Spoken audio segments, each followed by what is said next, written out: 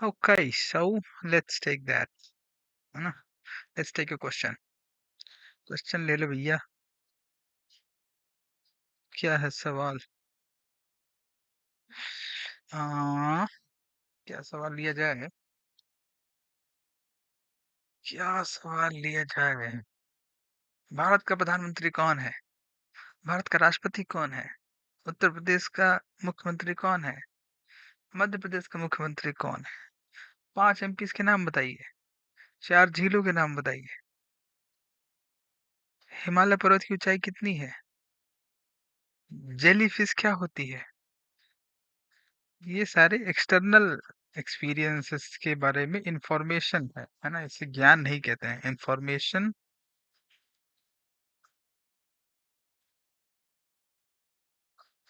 और इंफॉर्मेशन और विजडम एक सेंस में, और अंडरस्टैंडिंग, है ना? विजडम और अंडरस्टैंडिंग दोनों में अंतर होता है। ठीक है। हालांकि देखो, इंफॉर्मेशन जो टेस्ट की जाती है यूजली कई जगहों पे, वो इंफॉर्मेशन आपको तभी होगी ना when you are engaged in doing something। आपको कंप्यूटर्स के बारे में, मैं कंप्यूटर से जुड़ा हुआ आपसे कुछ भी पूछूं, आप तभी बता पाओगे ना रैम क्या है, रोम क्या है, if you have tried to do something with the computer. If you have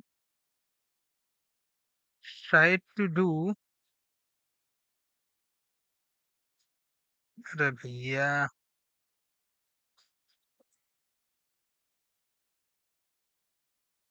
हल ही गया।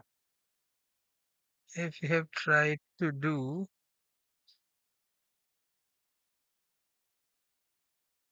समथिंग विद द कंप्यूटर,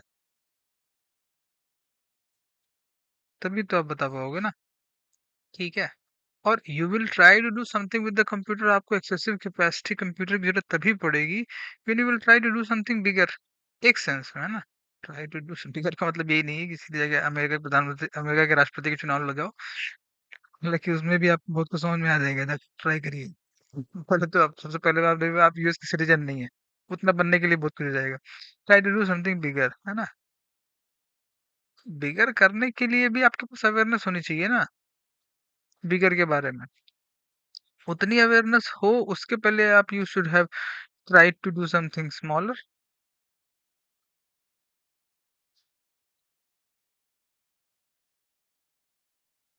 उसके पहले भी आपको थोड़ा सा और अवेयरनेस का होना चाहिए। तो बेसिकली एक अवेयरनेस का एक्सपेंशन है ना, जब आप, you are continuously trying to do something, achieving something, do something, achieving something, उस प्रोसेस में आपकी इंफॉर्मेशन जो है वो बढ़ती है।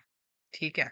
चलो, तब थोड़ा सा आगे चलते हैं। इससे इंफॉर्मेशन और अंडरस्टैंडिंग की बात हल्की फुल्की हो गई है, एक्सटर्नल की बात भी हो गई है, कुछ हद तक हुई है ना? और हम लोग अपने जनरल सीरीज के टर्म्स में इनर एंड आउटर के बैलेंस में की तरफ आ चुके हैं और उसको बढ़ाने की कोशिश करेंगे।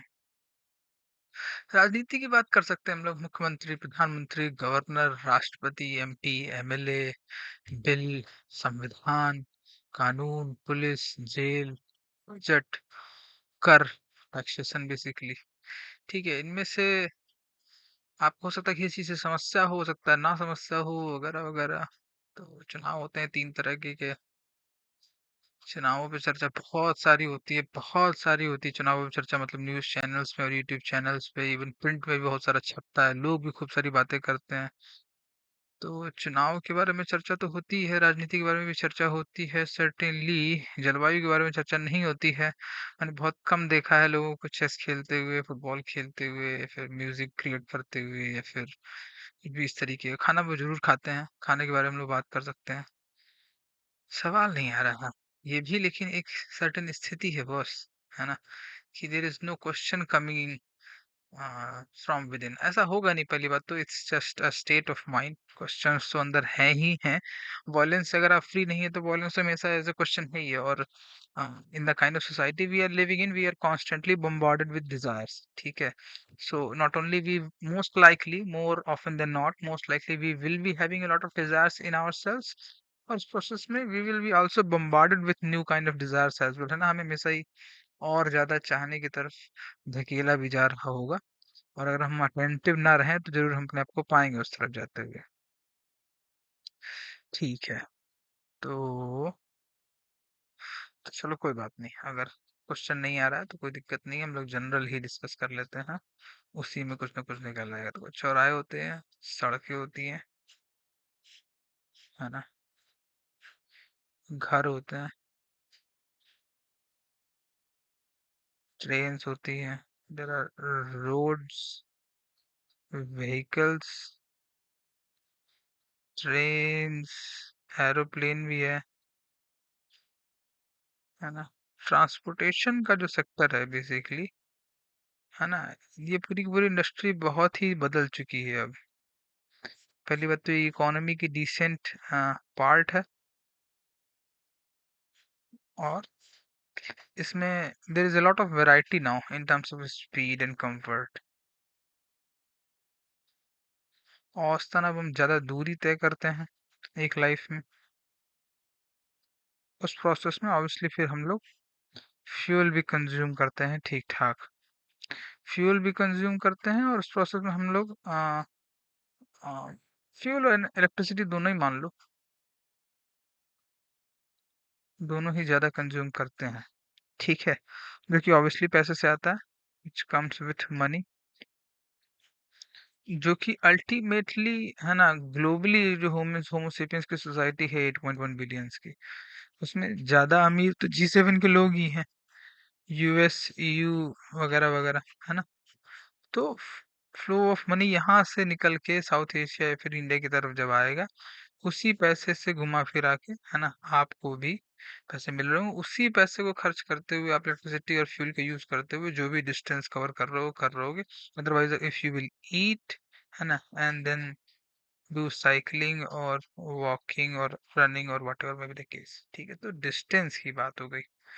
देखो बाहर के बारे में बात की, हम लोग अंदर आ गए ना धीरे से, कि कंपेयर टू प्रीवियस सेंचुरीज, ठीक है, हम लोग अपने आप को अब और ज्यादा डिस्टेंसेस कवर करते हुए पाते हैं, जिसमें कि बेसिकली एनर्जी का कंजम्पशन मोर बढ़ गया है।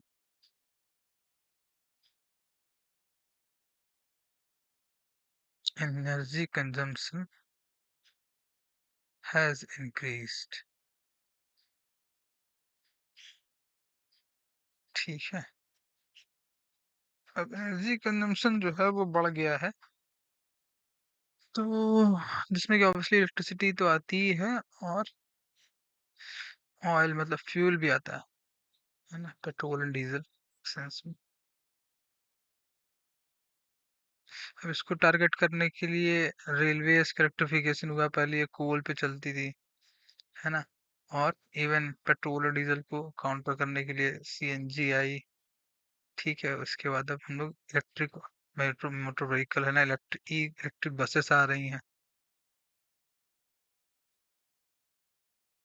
जो हम लोग ध्यान नहीं दे पा रहे कि देखो इनोवेशन इस टर्म्स में तो हो रहा है, सस्टेनेबल मोबिलिटी वगैरह उन सब की बातें हो रही हैं, सस्टेनेबिलिटी की खूब सारी बातें होती हैं, सस्टेनेबल डेवलपमेंट गोल्स की बातें होती हैं, जो कि अल्टीमेटली, है ना, आईआर से निकल के आए हैं। दुनिया भर की जो गवर्नमेंट्स हैं,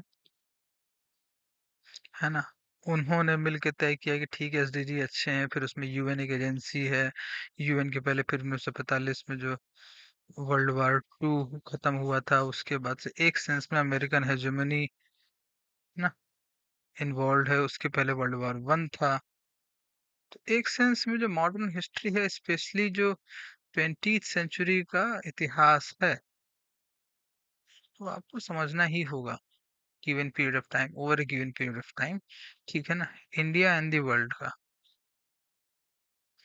उस प्रोसेस में जब आप आईआर को फॉलो कर रहे होते हैं, तो you gain a decent understanding between, है ना, कि सोसाइटी कैसे इंटरेक्ट की है एक दूसरे के बीच, ट्रेड के टर्म्स में गवर्नमेंट्स के थ्रू ही ऑब्वियसली, है ना, ट्रांजैक्शन होता है, थिंग्स लाइक दैट। तो धीरे धीरे आपको बातें जो है वो खुलने लगेंगी, ठीक है। तो सस्टेनेबिलिटी एक चीज है ना, जिस पे कम से कम हम लोग राज्य में, हालांकि हम उसको भी अचीव नहीं कर पा रहे हैं, क्लाइमेट क्राइसिस में को अचीव नहीं कर पा रहे ढंग से। तो थिंग ओवरऑल इज दैट कि as a species we are failing to cooperate, ठीक है, ऑब्वियसली, है ना, through our political systems which again we have created, and through that political system we have created governments, and through the cooperation of the government or through the interaction of the government, international treaties come ultimately in one way or the another, or whatever compromise we have to do as a society, और उस process में we find कि ultimately, है ना, those agreements ultimately affect us, है ना, वो फिर कम्युनिकेट किए जाते हैं, विपक्ष होती है, आप विपक्ष को सरकार में ले आओ, फिर विपक्ष जो है वो सरकार जैसा बिहेव करने लगता है।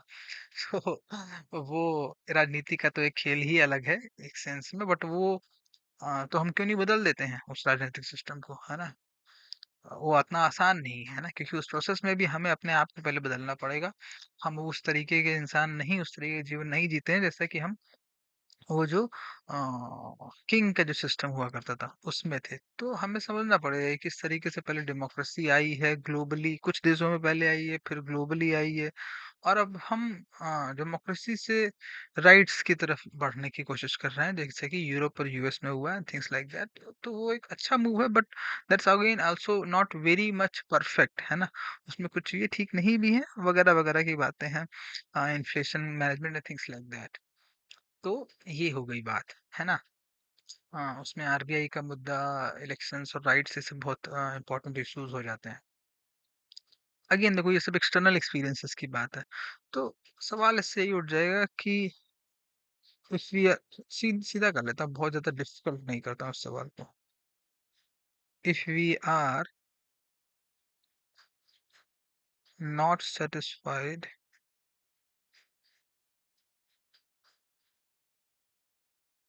विथ आवर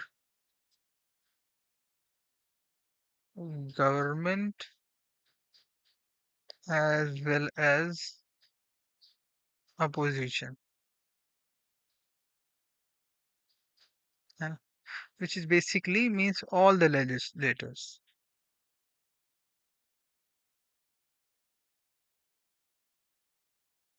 है ना, then what to do?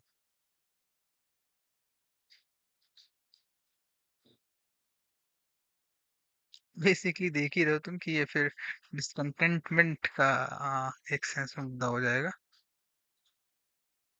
Discontentment, हाँ, प्रैक्टिकल है या नहीं है, प्रैक्टिकल ज्ञान बहुत दिया जाता है, थ्योरेटिकल है ना, सामाजिक है या नहीं है, ठीक है। हाँ, तो देखो अल्टीमेटली ये सारी जो चीजें है ना, ये सारे बहुत ऊपर ऊपर की बातें हैं और बहुत अच्छी सुनने में लगती हैं। समाज में क्या होता है, कैसे होता है, और बहुत अच्छी तरीके से नहीं चल रहा है हमारा समाज, ठीक है, पहली बात तो ये है। तो उस प्रोसेस में, हाँ, अगर आपको दो अपोजिशन या गवर्नमेंट दोनों ही मान लो सभी के सभी एक जैसे हो, तो वो नीचे भी जा सकते हैं एज ए सोसाइटी और ऊपर भी जा सकते हैं, दोनों ही गवर्नमेंट और अपोजिशन, यानी कि सारे के सारे लेजिस्लेटर एज ए होल, ठीक है, अपने आप में। तो वो एक मूवमेंट देखना बहुत जरूरी हो जाता है। तो ऐसे में आप क्या करेंगे, है ना? ऑब्वियसली, है ना, क्रिएट बेटर इंडिविजुअल्स,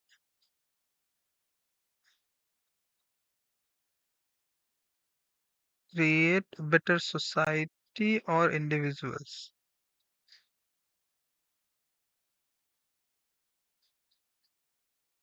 क्योंकि यही तो जाके बाद में इलेक्शंस फाइट करते हैं ना, ठीक है। जब इलेक्शंस फाइट करते हैं तो फिर अल्टीमेटली जाके फिर आपको उन्हीं में से चुनना होता है, otherwise you will press NOTA for that matter, है ना? देखिए एक ऑप्शन है, हाँ, उससे कुछ बहुत ज्यादा असर तो नहीं पड़ता है, बट स्टिल, है ना, इट इज एन ऑप्शन। तो ये हो गया केस। अब